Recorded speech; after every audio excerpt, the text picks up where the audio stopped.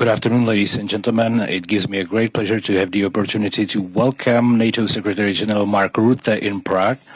And I also should say that the Czech Republic, and we have been proud of that for 25 years, a NATO member nation, and our NATO membership is one of the key pillars of security and freedom of our citizens, and is ever gaining on importance. We are a staunch ally, standing side by side to our NATO allies, and for NATO to be strong, unified, and able to face any threats. With Mark, with NATO Secretary General, we had an online summit just a while ago of the Coalition of Willing in Paris, which marked which sort of impacted on our programs, but it was an important online meeting, and I should say there is a complete consensus that we need to continue our intensive help to Ukraine in order to be able to defend itself and continue the pressure on Russia and to create conditions for a fair and enduring peace.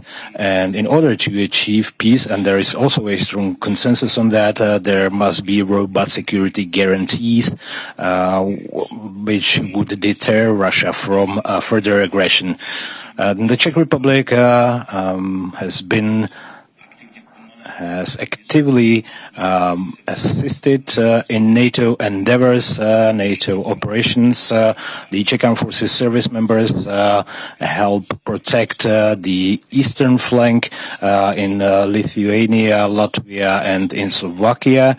And we have a very successful ammunition initiative, which testifies to the fact that even smaller nations can play a strong role and to contribute to European security. And we will continue this initiative, and I'm very proud that during my tenure as the Prime Minister, the Czech Republic changed from sort of a free rider or fair dodger into an ally that is reliable and the one that meets its commitments. We want to continue this avenue, and we will increase our GDP percentage to 3% by 2030, and then 5% by 2035. And the draft national budget, which we will approve soon, we have 2.35% for the next year. Defense investments also reflect strongly in the modernization of our armed forces. We decided on F-35 fighters, artillery systems, infantry fighting vehicles, helicopters, radars, and it was just yesterday that the government endorsed the Leopard 2A 8 tanks, and our defense investments not only increase our security, but it also strengthens our economy, creating new jobs, and so it profits everybody. And we are able to cover the whole production chain from nitrocellulose up to black powder.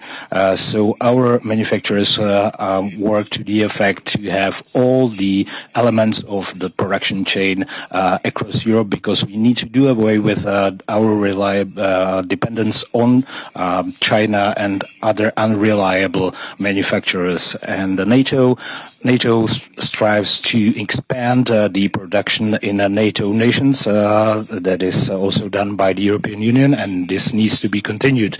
As I mentioned, the Czech Ammunition Initiative, I should also say clearly that we will abide our promise that we will deliver to Ukraine at least the same quantity of ammunition pieces or munitions. Last year it was 1.5 million, and this year we have been able to deliver 1.1 million rounds.